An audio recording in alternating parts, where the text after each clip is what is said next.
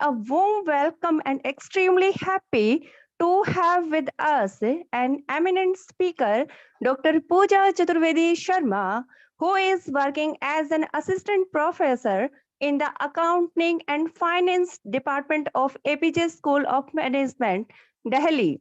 She is graduated from Delhi University and completed her master's degree in business administration at Bharati Vidyapeeth Deemed University, New Delhi. She is also UGC NET JRF qualified. Dr. Sharma has a PhD in finance from Bharati Vidyapeeth Deemed University, New Delhi. She has 10 plus year experience in PhD in finance from Bharati Vidyapeeth Deemed University, New Delhi. She is a lifetime member of All India Commerce Association.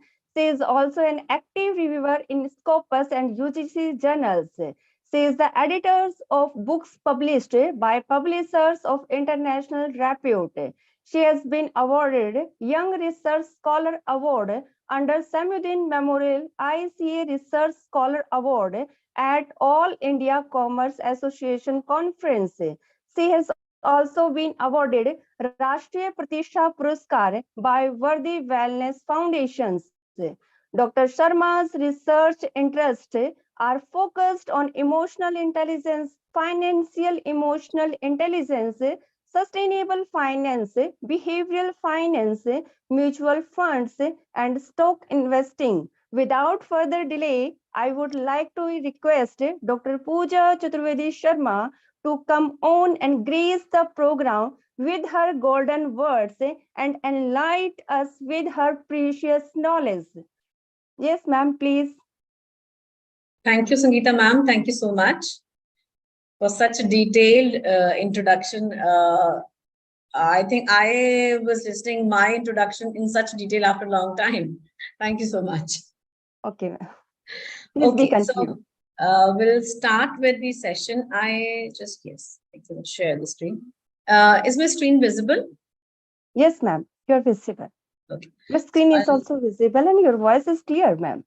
Good. So I'll just make it full screen.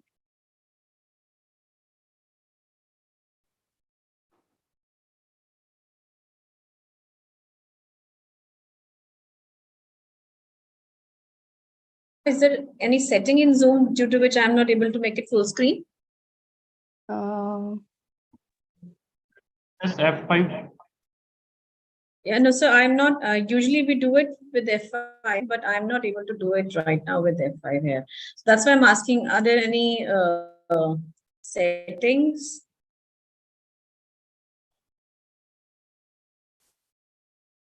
Yeah, okay. Okay. So I hope it's clear, right? Sangeeta ma'am, is it visible? Yes, ma'am. Okay, perfect. So we'll start with this session, which is on publication misconduct. Before I actually start with the theory and the details, why we're discussing this topic actually? We're discussing this topic because publication misconduct is the more happening thing these days as compared to publication ethical conduct, right? I think that some of you must be aware that there are groups, there are some WhatsApp groups, or there are some people who have these kind of collaborations. When you participate in conferences, they tell you that okay, you pay this much, you put my name in your paper, and then I'll get your paper published. Right? When you go on the website of the related journal, you'll see that the journal is free, but that ABC person is asking you to put his or her name, and then asking you to pay some money, and then asking you to, then giving you a certain kind of assurance for publication. So, and then, yes, one of the most important thing which a naive researcher, young research scholars who have just started with their thesis work, they get into it, which is predatory journals. The journals which look like the original journals, which are of high repute. They present themselves, they present their websites as if they are the original journals, right? So these are the predatory journals from which you need to save yourself, do your research well before submitting a paper to any predatory journals. So publication misconduct is something which is happening on a large scale these days. So all of us need to understand and know that intentionally or unintentionally, when we are part of it, when we are observing somebody being part of it, and then how we need to handle that kind of situation, right? So we have two sessions. So during session one, we'll start with the definition, concepts, problems that lead to unethical behavior, importance of maintaining ethical research practices, preventing publication misconduct, dealing with publication misconduct if you observe somebody, and then two small hands-on activities for you to know that, till what extent you've understood the publication misconduct. So as we start, first of all, we actually need to know what publication misconduct is all about. It refers to unethical practices and behaviors that violate the standards and principles of scholarly publication. It encompasses various forms of unethical conduct like plagiarism, data fabrication, falsification, improper authorship attribution, and much more. These actions undermine the integrity of the scientific community and compromise the reliability and validity of research findings. So whenever you are doing anything which is out of the principles of scholarly publishing, you are definitely reducing the reliability and validity of your work, and you're reducing the reliability of future generations in the work that we all do these days. Just note down few things. I have mentioned here the name of the authors from where I have taken this definition. Weger and Fennert, they published this work in 2011, and I have also given the reference for their work from where I have, picked up. What is the reason? I could have, mentioned the definition and we could have moved on. Why I have mentioned reference as well as citation here? Because it is important for us to mention it, whenever we pick up anyone else's idea, anyone else's work, it is important for us, when we're following the publication ethics, it is important for us to mention the source from which we have picked up that particular information, right?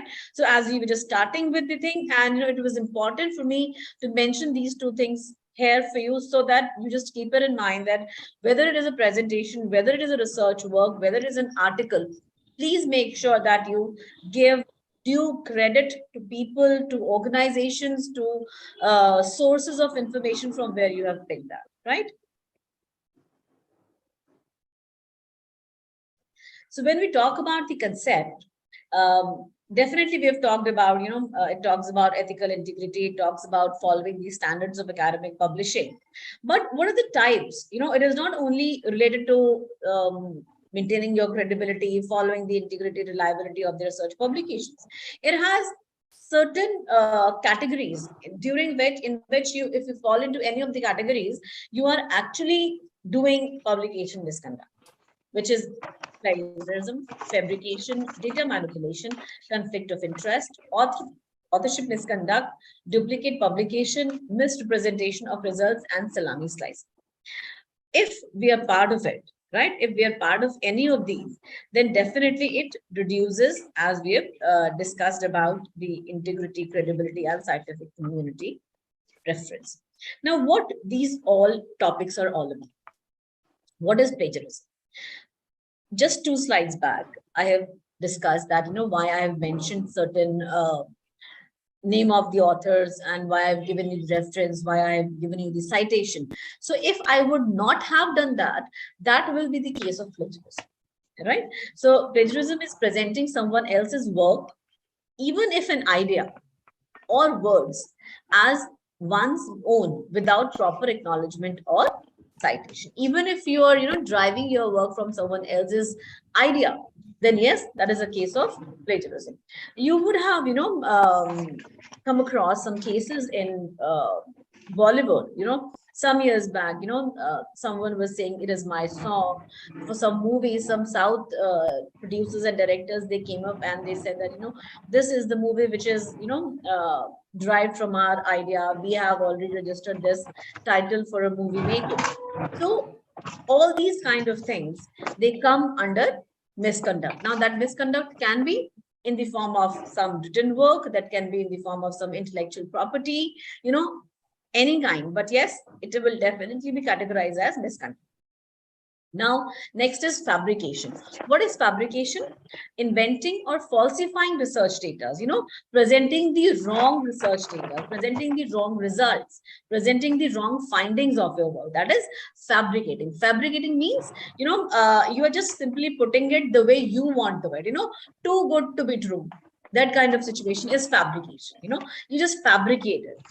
In your house, you have a sofa, which is, old, torn, and you just fabricate it with the new cloth, new cover, and you see it, good to go.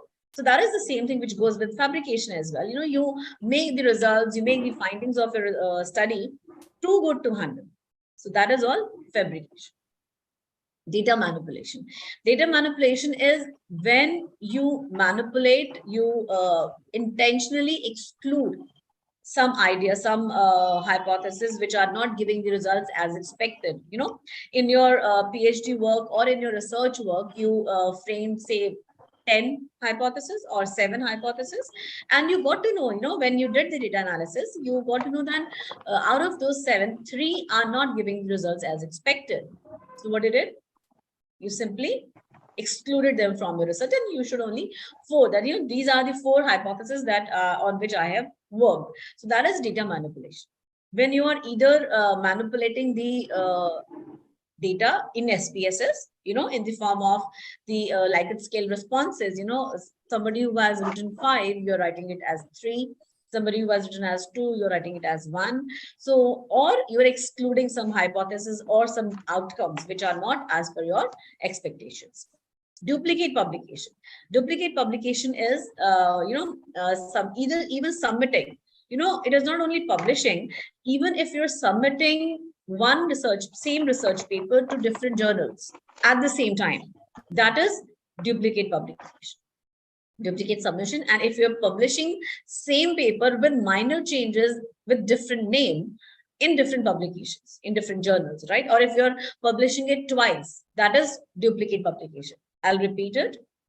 Even if you submit same research paper to different journals at the same time, that is duplicate submission.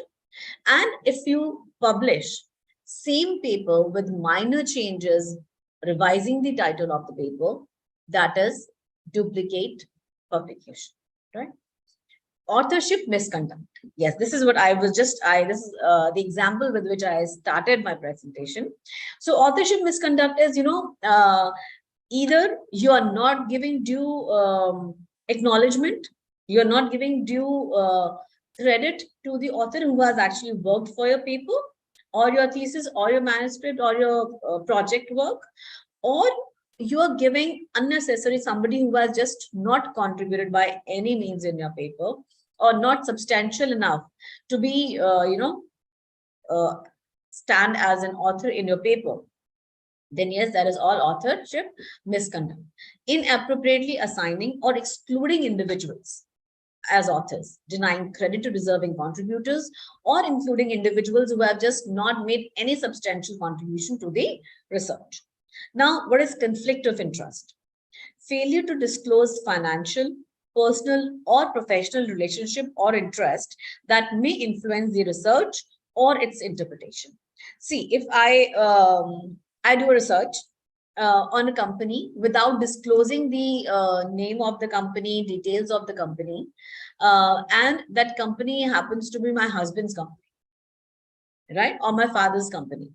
So definitely, whenever I would like to do a research on my own company, on my home business, then definitely there will be some biasness, and I will try to present the results the way I want to, right? If, Ambani's write something about Reliance, so they will always write the best that they can. But yes, if someone else, if a third party will do some research, they will present the facts as it is. So conflict of interest is when you have some background interest, when you have some hidden interest, when you have some association with the organization on which you are doing the research, then yes, that comes under conflict of interest. Number one. Number two is if the, as we suggest, that if you are a reviewer for a particular paper for a particular journal, and if you come across a paper which you know that one of your colleague has written or one of your scholar has written, so it is always advisable to deny the reviewership of that particular paper, decline the reviewership, because that is also a case of conflict of interest, because you already know the author. Because when we go about blind reviews, it means that the reviewer doesn't know who has written the paper, who is the author or who are the authors. So it is always suggested that if you come across such kind of papers or such kind of manuscripts, please decline the review, citing, and you can cite it well, right? It is, you can mention it that there is a conflict of interest with this manuscript, so I decline the reviewership, right? Then next is salami slicing, which is something, the research scholars will definitely agree to. What we do is, when we are working on our thesis, during our thesis, what we do is we publish one paper on one objective, another paper on another objective. So if we have four objectives, by the time we complete our thesis submission, we have four different papers on four different topics which have been derived from our thesis work. So why salami slicing is a misconduct? Because the objectives which are interrelated, right? The entire study, the research says that the entire study should come out as single paper, right? So when you're slicing your work, when you're cutting it into small pieces and then publishing it in these small versions with modified research results and the findings, that is salami slicing, when you are dividing it, right? And yes, misrepresentation of results is selective reporting or misrepresentation of the results or research findings to support the desired conclusions or the biases. So anyone, if you have any doubt, because as we will move forward, we have an hands-on activity on the type of publication misconduct. So if you have any doubt, please do write in the chat box right now. I'll explain it and then we'll move forward. If any doubt, if everyone's good, everything is good to go, you can just show a thumbs up.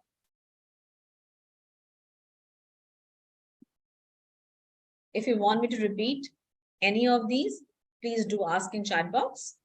If it's good to go, you can just show a thumbs up. Okay, so we've received one. Okay.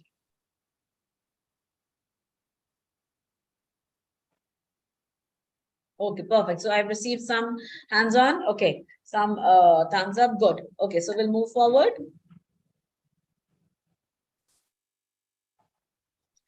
Now, what are the reasons, right? We've talked about what are the types of misconduct.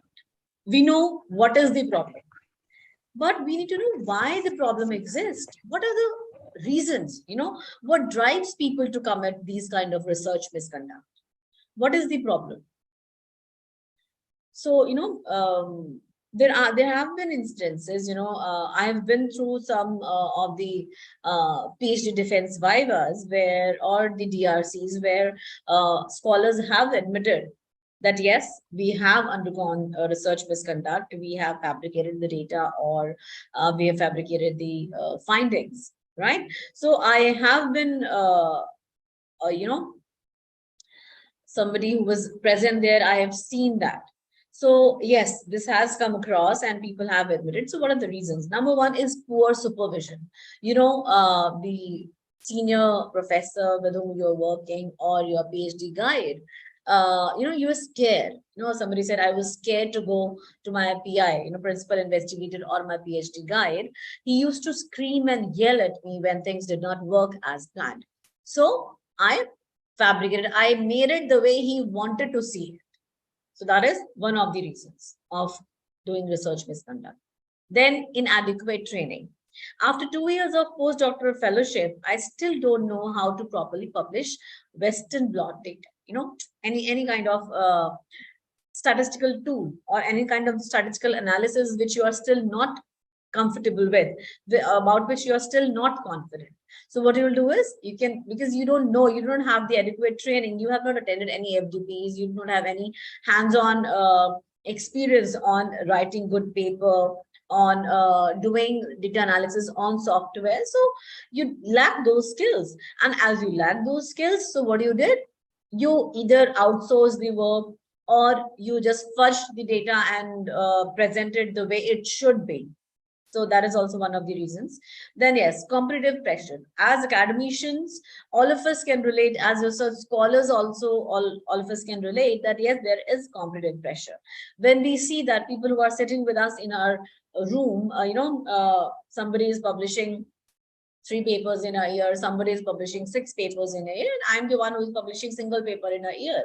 And it is actually a fact. On an average, I end up publishing 1 paper and second paper under review. This is my speed. Because when I write solo author papers, then yes, only this much I can do by, with doing all my other academic fraternity duties. So yes, somebody who was publishing 6 papers, somebody who was publishing 10 papers, somebody who was writing a paper which has 23 authors. So there's no point. So do not get pressurized, because competitive pressure is one of the biggest pressure which I can see in amongst my peer group. So please stay away from this. Be strong. Yes, there can be some personal circumstances. I had been applying for a green card and felt pressure to make a good paper to get good publication so that my green card process will be, fast enough.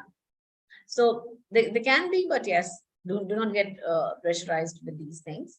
Individual psychology. Half of me wanted to make my PI proud, my PhD guide proud. The other half was terrified of failing, if I could not make him proud. So I fabricated a piece of data. So yes, either your supervision, your supervisor is not good, or you lack some skills, or you are under some competitive pressure, some personal circumstances, all, you have some psychological conflict within yourself. So all these things can push you to go for certain kind of research misconduct, but we always appreciate and we always suggest that please stay strong and do not get into these kind of pressures. Number one. Number two is, if you have, a guide with whom you're not comfortable, please communicate, which is very, very important. If you are, scared, if you are not comfortable, if you find it a little hesitant going to your guide, because guide is somebody who is actually guide. He or she needs to guide you. They're there to help you out. We as a guide are meant to help you out. The scholars, my scholars, they should never feel hesitant coming to me. It should be an open door policy, and they should, whether definitely everyone makes mistakes when they're working. I think we have out of a population sample of 240, some research guides we will have. So I think they will all agree with me that yes, our scholars should not feel scared coming to us. They should be comfortable. They should even be confident that even if I'll make a mistake, my guide is there to support me, to stand by me. I have my guides back and they will correct my mistakes. So, make sure that this kind of pressure is not on the scholars. And scholars, if you feel that, please do go sit with your guide and communicate that, right? And if you lack training some skills, train yourself. These days, everything is available on YouTube videos. Do attend some FDPs, do attend some workshops, do see these videos, work on yourself, have some, all these softwares, SPSS, NVivo, eViews, all these softwares have inbuilt data sets for practice. So you can use all those inbuilt data sets for practice and then enhance your skills in your own time, right? So please make sure that you do not get into the pressure. Yes. So Anjana, am I audible now? Anjana Agarwal was saying that there's some voice issue. Ma'am, you are perfectly audible and visible. Okay, perfect. Thank you. Okay. So now, what is the importance of maintaining ethical research practices? Why we need to do these? It helps us in upholding our integrity. It helps us in undermining the trust. It It helps us in protecting the research participants. Upholding integrity is definitely, if, see, just take your example. If you read a paper which has been published in A-star journal, published by Emerald, so you definitely know that whatever is written in this paper definitely, is reliable. You can use this work as base, or some base paper for your further researches, right? You can simply pick up the research gaps, you can simply pick up the future scopes which have been mentioned in these papers, and you can start working on them. But if there is a journal which has no indexing, which is, it is not peer reviewed, then definitely how will you, rely on the integrity, on the ethics of that particular journal or that paper, right? So if you maintain ethical research practices, definitely it helps you to uphold the integrity. It helps you to protect research participants. Research participants, these are the sample from which you collect your data. Whenever you're working on primary data, you have certain research participants, right? So you ask them some things, they respond to you. But then whenever we go for primary data collection, we always make sure that we explicitly tell them, we write it in the questionnaire, that the confidentiality of the respondents will be made, that nobody will get to know what type of responses you have given. If somebody asks me, what is your family income? If somebody asks me, which things annoy you in your kids, and then we will tell other people that, Dr. Pooja has mentioned this. So I will never respond to that thing, right? I hope all of you will agree. If somebody says that you're responding to something and we are going to make it public with your name, will you respond? Yes or no? You can simply write in the chat box. Will you respond to those kind of questions, or will you respond to that kind of research? Yes or no? Yes, exactly, Anchika. None of us will respond to that, right? So if we maintain ethical research practices, it will protect our research participants as well. So preserving public trust, it's the same. That if this particular organization is mentioning that your name will not be mentioned, your results will not be made public, your responses will not be made public, then yes, we can trust. Ensuring fairness and accountability. So when it talks about fairness, fairness means you have no data fabrication, no data manipulation, no data fudging. And accountability means whatever has been written in this paper, which has been authored by me, I take the complete responsibility. I will be accountable for any kind of confusions, any kind of conflict which may arise in future, right? So fairness means no data fabrication, no manipulation, and accountability means I am accountable. I take the entire responsibility for whatever has been written in this particular manuscript. Promoting collaboration and reproducibility. It means that when you're doing good work, right? So you're visible in the fraternity. See, academic fraternity is not really that big. So if you're doing good work, and these days the networking, thanks to LinkedIn and thanks to a lot of other social sites, it is very easy. Sitting in India, if you're doing good work, you will be, noticed, and it has become very easy for you to work with somebody who is sitting in Netherlands, somebody who is sitting in New Jersey, right? So it helps if you're doing good work, if you're maintaining the ethical practices, then yes, it helps you to collaborate and reproduce the work, complying with legal and regulatory requirements. See, these days, all good journals are asking about the, maintaining ethical practices. Like how you have, they ask you to have a paragraph in your method section, that how you have maintained the, TOPS guidelines, how you have maintained the TOPS guidelines. So they always ask you, and even, I wasn't aware when I was writing for a good journal. So I submitted the paper. The next day, I received the paper as unsubmitted. And in the mail, they wrote that, Dr. Pooja, you have not included a paragraph on TOPS in your method section. So we are returning the same. Kindly include a paragraph and resubmit it. So it is not something, which they're asking about very confidentially, or something, they're asking about the confidential data which is not feasible for you to share. No, when I saw the guidelines of TOPS, it is all, very simple. It just asks you to explicitly mention everything in your method section that you have done. What kind of sample you have collected, what kind of methodology you have used, what kind of results you expect out of it, right? So all of these guidelines need to be mentioned in your paper now. All the good journals will definitely ask you about this. Either they will have a section when you're submitting the paper on the portal, or they will ask you to mention the same in your research paper itself as a separate paragraph. So it is important for you to comply with the legal and regulatory requirements of the work. Next is consequences. What are the consequences of publication misconduct? How it can, demean you in the industry. I just told you that industry academic fraternity is not really vast.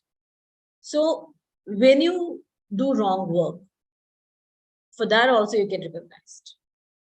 People know about you, right? I have seen people who have, who help scholars in writing thesis against some amount of money. See, we are the academicians. It is our profile, it is our profession to help these scholars. So simply sit with them, tell them what needs to be done. Even if you are not the guide, you are not the co-guide, you are simply a professor who teaches in a different college, but yes, that particular scholar has some connect with you, or you have been referred to that particular scholar through somebody, and that scholar needs your help. So please do help, right? It is just a suggestion. If you do not agree, then you can write in the chat box, and we can just discuss, because these things will come from here. Simply running a WebTP, simply attending a workshop on publication research ethics will not help anybody. It needs to come from here. You need to be firm. You need to know what has to be done, what should not be done, right? So I've seen people who were guides in some college, other college, and a scholar went to them for some help, whether with reference to writing the thesis or data analysis or writing the interpretation of the data, and they charged from them a good hefty amount. So this is simply not possible, and this is simply not suggestive that you should go for these kind of misconducts, right? This will help all of us to maintain the sanctity of the industry, right? Because we have newer generations coming up, and they should not get a impression that if you pay, it will be done. No, it is something intellectual. It is intellectual property, so you cannot buy items. It should be your work, and it should be done by following all the ethics, right? So what happens if you follow publication, if you do misconduct? It simply undermines the trust in the scientific community. I've already told you, the future generations will not even, give a read to our work, because they will say, oh, these days, everything was paid. So that's the reason why we always say that, to scholars, please avoid paid journals, right? So, but then, there are some good journals which are paid, then they have their policies. That's a separate issue, but yes, it definitely reduces the trust in our work as a community, impairs scientific progress and advancement. See, publication misconduct hinders the scientific process by disseminating false and misleading information, because you falsified your data, you presented wrong results, you presented wrong findings, and those wrong findings will be the base for another 30 future research works which will be done. So definitely when these 30 research works will be based on the wrong interpretation, wrong results, wrong findings, then yes, definitely it will be, it will lead to wrong results. Definitely, when we talk about social sciences, it is still something which is not life threatening. But yes, when you talk about medical, when you talk about medical researches, it will be life threatening, right? I think you must have read that, in COVID, when all of us get vaccinated, so in past some time, we have seen that very young people of, 30, 35 age category are suddenly getting heart attacks and then they're dying, right? So I don't know, means I don't know the fact, but yes, I read it on multiple publications, on multiple portals, that this may be a side effect of the COVID vaccination. Research will go on. I don't know, So this is the, you know, complexity. This is the urgency, and this is the importance of research, especially medical research, that you cannot base it on some false results.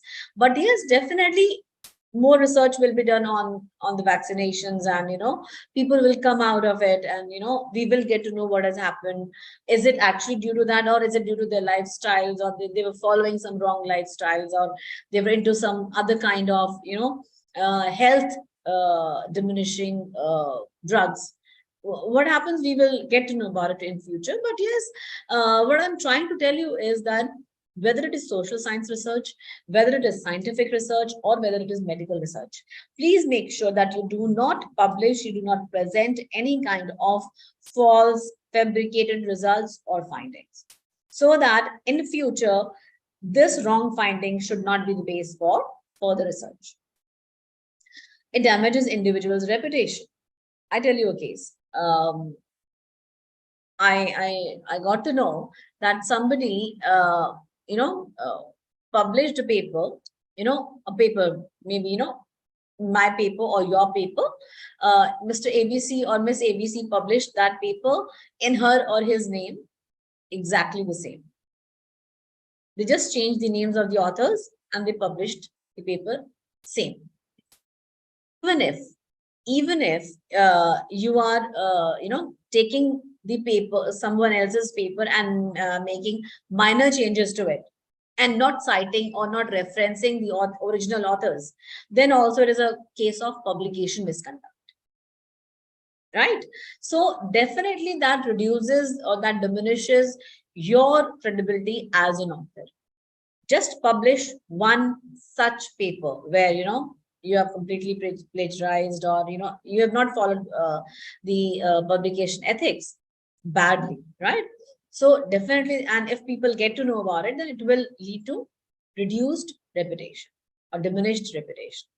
Retraction of published papers. What happens is, sometimes when the journals, good journals, get to know about these kind of publication misconducts that have been done by the authors, they retract the papers. The papers that have been published, they retract those papers and say that we are not responsible for these papers, and we are taking them back due to some unethical practices that have been followed, right? So that is also another black spot on that particular author's name, and yes, of course, on journal's name as well.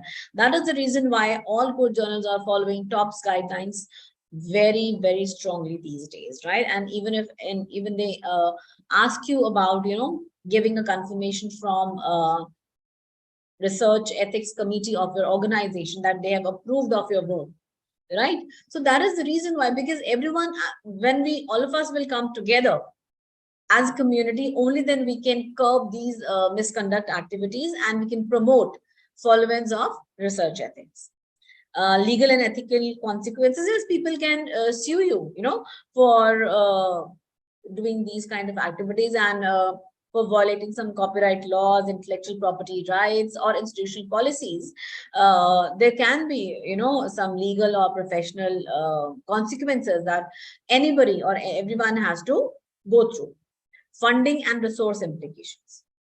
Yes, if you are not mentioning, you must have seen that, all good journals, they ask about, have you received any funding for this particular work? If you have received, you need to mention it from where and what is the amount. If you have not received, then it's fine. But if you have received and you're mentioning it, no funding received, then it is also kind of misconduct. So funding agencies and institutions invest significant resources in supporting research projects. Publication misconduct not only waste these resources, but also undermines the confidence of funding agency, potentially leading to decreased support for future research endeavors. Why? Because they will see that, they have not been correctly, they have not been rightly cited, they have not been rightly given acknowledgement for the amount of work or the funding that they have done. So to maintain the research integrity and prevent these consequences, it is crucial for researchers, institutions, and journals to uphold ethical standards, adhere to guidelines and best practices, and promote transparency and accountability in all aspects of research processes. Next is preventing publication misconduct. This is something, when you're observing something, some of your peer colleagues, some of your scholar who is simply not maintaining the ethical guidelines, who is not following the ethical guidelines. So how can you help them, right? Maintain research integrity, you can tell them to do that. You can tell them to do that. You can adhere to ethical guidelines. Just researchers should familiarize themselves with ethical guidelines and codes of conduct relevant to their field of study. This may include the guidelines from professional associations, institutional policies, international standards for responsible research. Maintain research integrity. You yourself be honest, be transparent, be rigor with whatever work you're doing with reference to data collection, research design, analysis, reporting methods, everything. So that you should avoid, number one, and also suggest your peer group to follow the same. Seek ethical review and approval. Studies which involve human beings or animals, subject should undergo ethical review and obtain appropriate approval. This is what I was just telling you, from institutional review boards or ethics committee. This ensures that research is conducted ethically and respects the rights and well-being of all the participants. Right? So because, for example, if you get some AICT sponsored project, right? So number one, you need to mention if you're publishing a paper, if you're submitting a paper out of that project. So you need to mention the funding agency, number one. Number two is that the ethics committee should approve of your work, that when you are working on this project, no one, not even an individual or not an animal, has been harmed, and the confidentiality clause has been adhered to, right?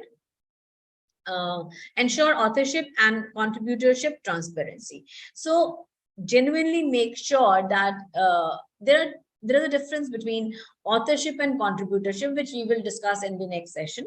But yes, please make sure, in nutshell, anybody who contributes, anybody who has authored the paper, anybody who has worked in your paper should be diligently, appropriately mentioned in the research work. Right? Use proper citations and references. Any source which you have used in your paper, whether for even idea generation, whether for some help in the form of which data analysis tool to be used, even if you have used some references for, checking how sample size should be calculated, then also you need to refer that, which all authors you have referred to. If you were confused about deciding the sampling technique for your work, then yes, which all authors you have referred to. Do mention their names, that, these are the authors whose work I have referred to. Because what happens is that, if you're writing a paper in 2023 and still you are referring a research work which was published in 1931, and that is the only source that you're referring to, then definitely that shows that you have not updated yourself with reference to the existing literature. Yes, if that 1931 work was really good, you can refer to that, but then from 1931 till 2022 at least, some research works must have been done in the same area. So you need to mention the same. Right? So keep yourself updated, and yes, try to mention as fresh research works as possible, newest possible. But yes, sometimes when we talk, if you talk about Goldman's work, on emotional intelligence, if we talk about Higher et al.'s work with reference to research methods, definitely they are old works, but yes, they still have their significance. But with their work, we do mention the latest research works as well, so that we can show the progression, so that we can show that this is how we are updating ourselves and how our work, this particular research work, is updated and has incorporated all the latest trends in the particular area, right? So make sure that you do proper citation and referencing. Practice data integrity and management. So when we talk about data integrity means, you need to have complete data, maintain that data with you. Your journal may ask you sometime that, please do share your research data with us. So sometimes there is an option when you're submitting that, is the research data available? So make sure that you tick yes, because this should be part of your research work, right? Sometimes I've seen papers who are based on primary data and have not mentioned anywhere about the items on which the questionnaire was designed, right? So this is something which also comes under misconduct, because you need to give complete information. If you are mentioning the abbreviations of the items, FIB 1 2, UT 3 4, right? If you're mentioning these kind of things, because when we do analysis in SPSS or something, in AMOS, in PLS, so we write the abbreviations. That works pretty well, that is accepted. But how somebody like me, or somebody like you, who has, who is not aware, or a naive research scholar who is just reading your paper, how he or she will be able to understand? So if you're writing these abbreviations, please make sure that you give the questionnaire, you give the scale items as an annexure or appendix to the paper, right? So that is data integrity and management. Provide complete, correct, and true data for the publication. Engage in responsible peer review. It means that, peer reviewers, definitely they play a crucial role in maintaining the publication ethics. So it's a two-way. Like, as a reviewer, you should conduct thorough and unbiased evaluation of the manuscript, provide constructive feedback, and identify any potential ethical concerns or misconduct. Number one. Number two, as I'm repeating, I have already told you this, that as a reviewer, if you see that any paper that has come to you for review, and you know that this particular paper was written by one of your friends or your colleagues or your scholar, so please decline the publication, decline the reviewership acceptance, right? And number three, as a scholar, please make sure that you submit your paper to at least peer-reviewed journals. That will validate your work, that will give a good name to your work, so that, in future, once you're through with your thesis, once you the thesis has been approved, your PhD has been granted to you, your doctorate has been granted, so it will not be a problem for you to show to people that what kind of work you've come across, what kind of work you've done, right? Stay informed about publication ethics. The way I've just told you that TOPS is the new thing, and they are, strictly asking about the same. Then research ethics, approval by the Institutional Research Ethics Committee is a newer thing. So stay aware and make sure that you do not, unintentionally also do any misconduct. Foster a culture of research integrity. Yes, this is the main idea of conducting these kind of FDPs, 4-week long FDP. Why this university is doing this? Because we all as academicians want our newer generations to follow publication ethics. We want to create a community which is determined to follow research integrity.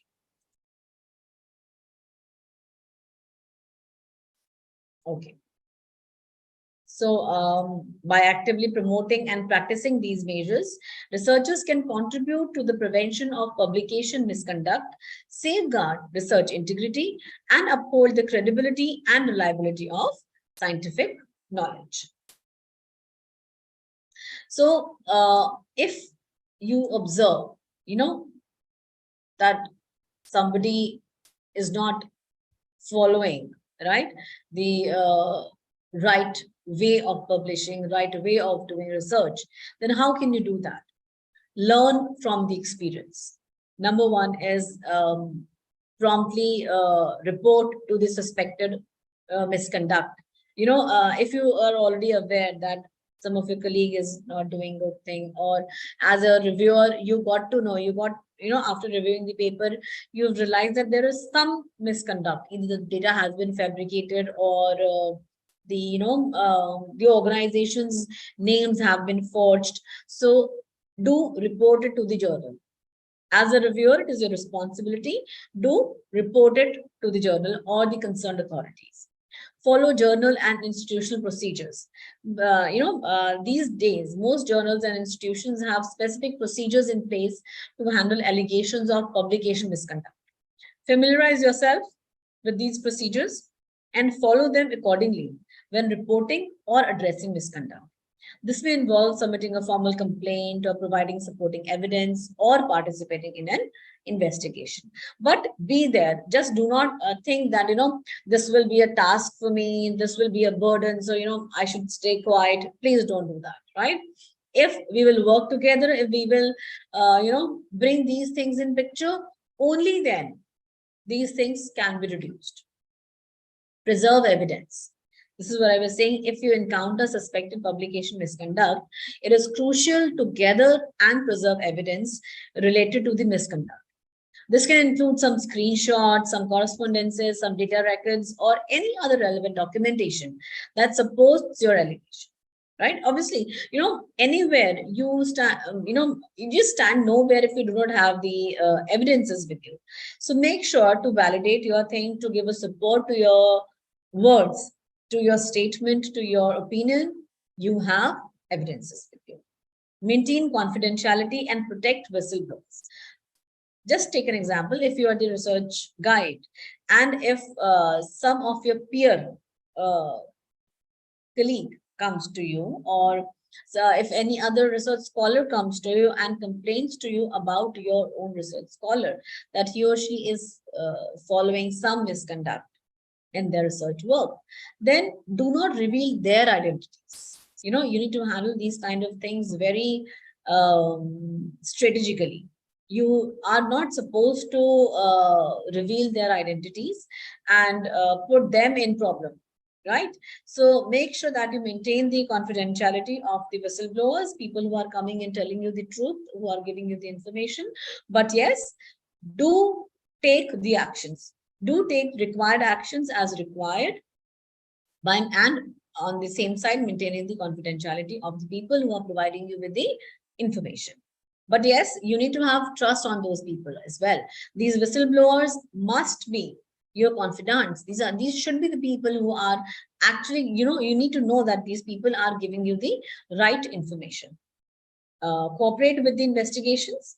If you are part of it, if you were the whistleblower, if you're into the loop, if you're into the process, then please make sure that you cooperate with the processes.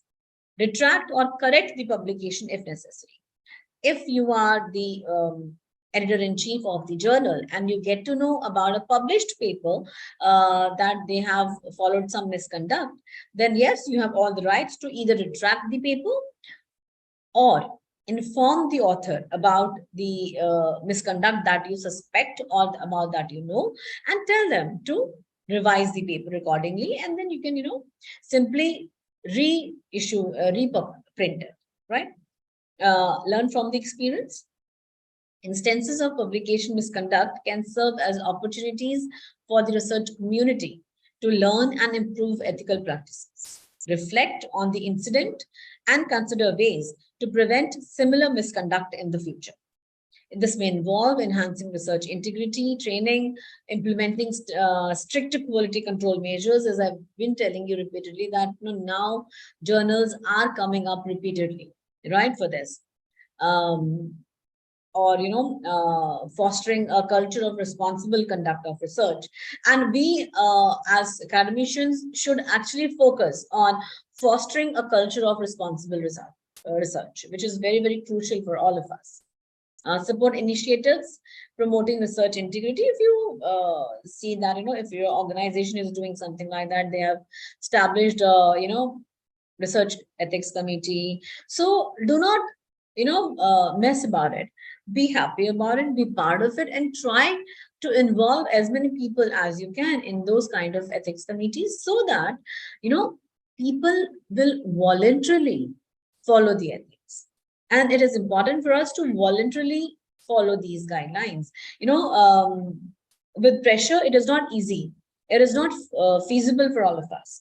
So, by actively addressing these publication misconduct and taking appropriate actions, researchers and the scientific community can work together to maintain the integrity and trustworthiness of scholarly publications and promote a culture of responsible and ethical research conduct. So now let's start with our first hands-on activity. I will request all of you to read it. We have enough time. So please read it.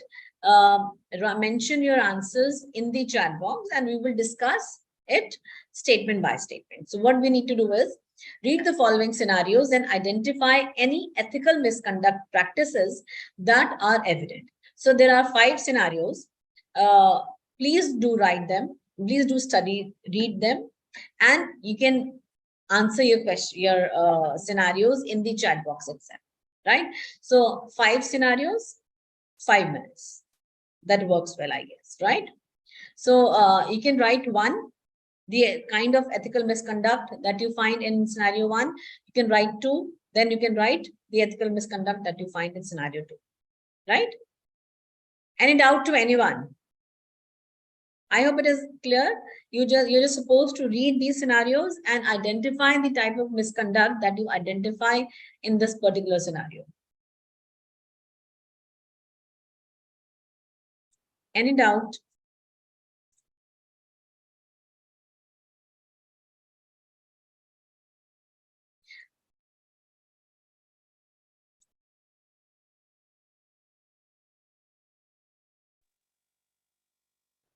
You can just raise your hands if you're with me.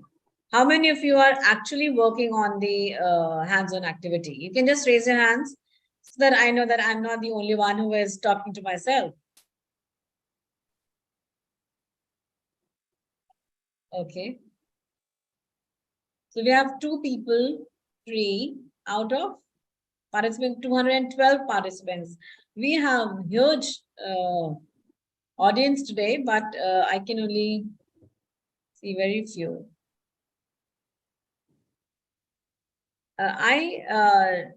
Dimple, can you please help me out? And Jyoti Rani, can you please help me out why you're writing no? If you're here, Bharat, Prikshit, can you please help me out? What is the issue? If I can help you out. Okay, now I can see a lot of yes, but yes, the participants who are writing no, please do help me out. Let me know. If it is feasible for me, I will help you. Okay, so you have 5 minutes. It's 12:30 by my watch. Till 35. Please do write your answers in the chat box, and then we will discuss it scenario by scenario. Simply, giving you a lecture will not be, appropriate. So I included these scenarios intentionally so that, if there will be any doubts, they will be cleared here itself. Thank you. Thank you.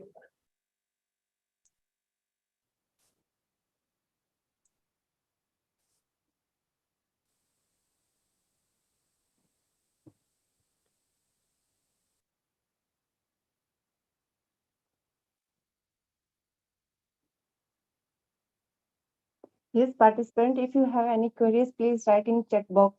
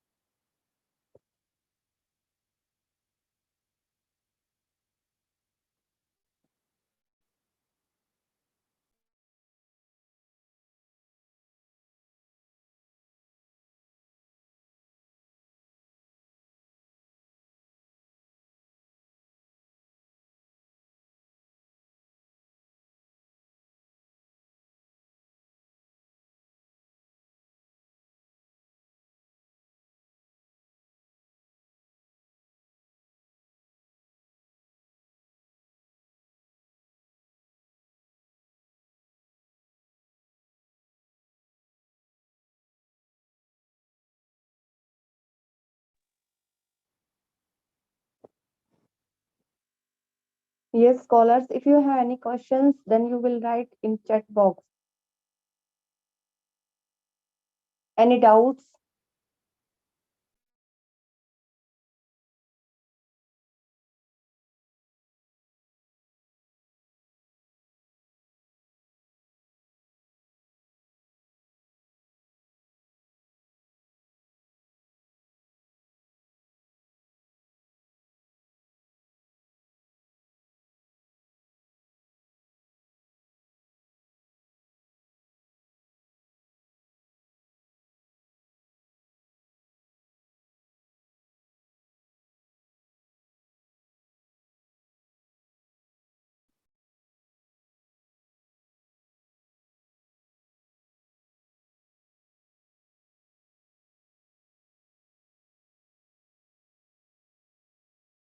Time up.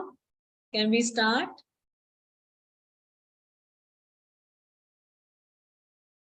Okay. So please do write your answers for scenario 1 in the chat box, and then I'll discuss the answers with you. Dr. Smith conducts a research study and selectively reports only the findings that support his hypothesis while omitting the contradictory results. This is the case that we have discussed already. So please do write what kind of misconduct you find in this. Either you can unmute yourself if you're allowed to. Ma'am, are they allowed to unmute themselves? Sangeeta ma'am? Ma'am, no, participant cannot send their voice. They can write their questions in the chat box. Chat box. Okay. Yes, So ma'am. please Through do chat write box, your they can answer. reply. Perfect. So please, I'm waiting for your answers. Please do write your answers in chat box so that we can move forward.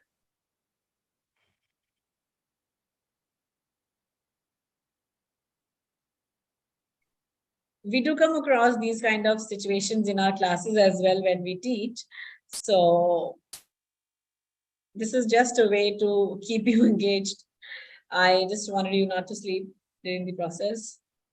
Okay, so I have not received any answer as yet. Okay, so we'll start with whatever you think. You can just cross check it with the answers, and then we can move forward. See, in the first case, he or she is Dr. Smith is reporting selective findings. You know, he has picked up the, he has fabricated the data, right? So selective reporting or publication bias will be the ethical misconduct. In scenario 2, Dr. Johnson is a reviewer for a journal and intentionally delays the review process for a manuscript submitted by a competitor with the intention of gaining a competitive advantage. So as a reviewer also, when we are on the other side of the table, then also we have a lot of responsibilities and a lot of ethics which we need to follow. So what is the misconduct in this second scenario? It is reviewer bias or conflict of interest. It is not that conflict of interest will always be with your peer group or your scholar or somebody you're pally with. It can be with your competitor as well, right? In scenario 3, Dr. Rodriguez includes an individual as a co-author on a research paper, even though that person did not contribute substantially to the study or meet the criteria for authorship. We've discussed about this. So what is this kind of misconduct is called? It is called either gift authorship or inappropriate authorship attribution. So we actually call it gift authorship. We will discuss the same in the next session as well. Scenario 4 talks about Dr. Thompson discovers a minor error in the results section of her published paper. Instead of correcting the error, she chooses to ignore it and fearing that it may undermine the credibility of her research. So she passed on her paper with the identified error. She did not correct it. So what is the ethical misconduct here? It is failure to correct errors or misleading reporting, right? They have reported the wrong results. Last is Dr. Shen fabricates the data for a research study to support the desired outcomes and enhance the significance of the findings. So yes, it is data fabrication or falsification. You can just take a screenshot of this particular slide for your reference in future, so that whenever you're stuck with something, you will get to know what kind of bias is this or what kind of ethical misconduct is this.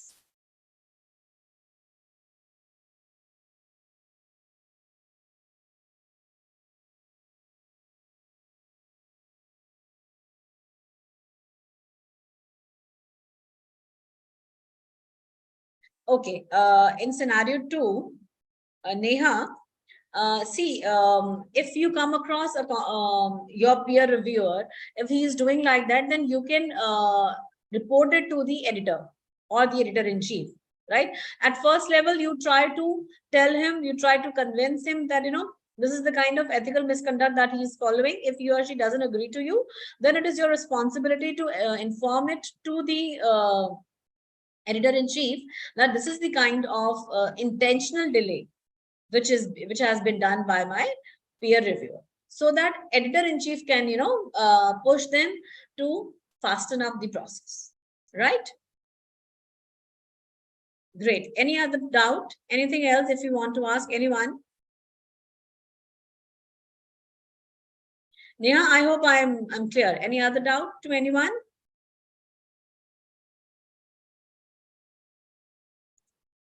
Okay, so let's move to next session, next hands-on activity.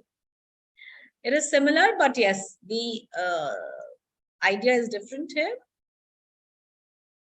Yeah. Read the following scenarios related to publication misconduct and identify the appropriate action. Now, in the previous slide, we have identified the type of publication misconduct, but here you need to identify the appropriate actions or steps to deal with each situation. So please read it, and 5 scenarios again here as well.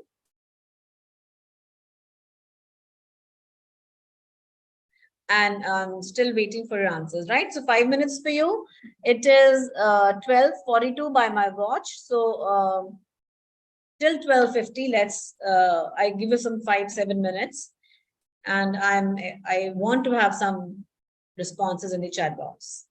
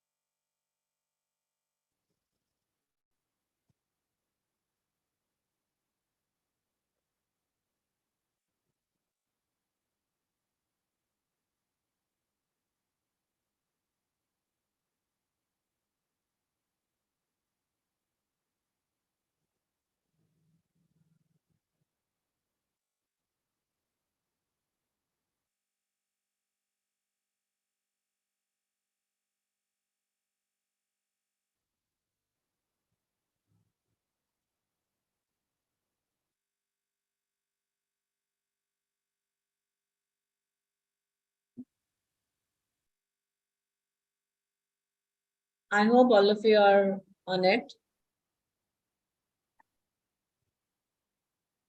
Okay, last 2 minutes, and then we'll discuss about the same.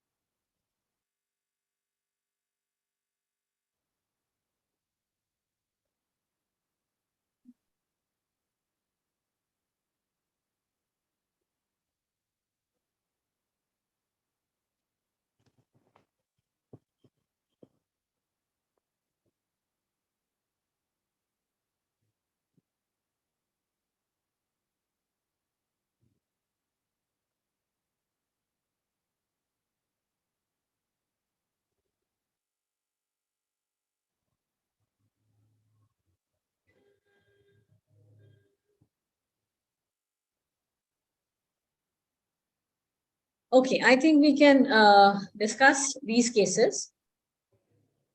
In scenario one, we need to identify the appropriate action or step to deal with these situations, right? In scenario one, you come across a published research paper that appears to have substantial similarities to a paper you reviewed for another journal, right? So this is a published paper that is already published. Okay, Chetan, do you want to ask something?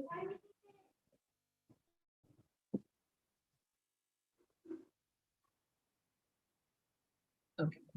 So this is a already published paper that is there, whereas you can find the similarities with a paper which is under review, right?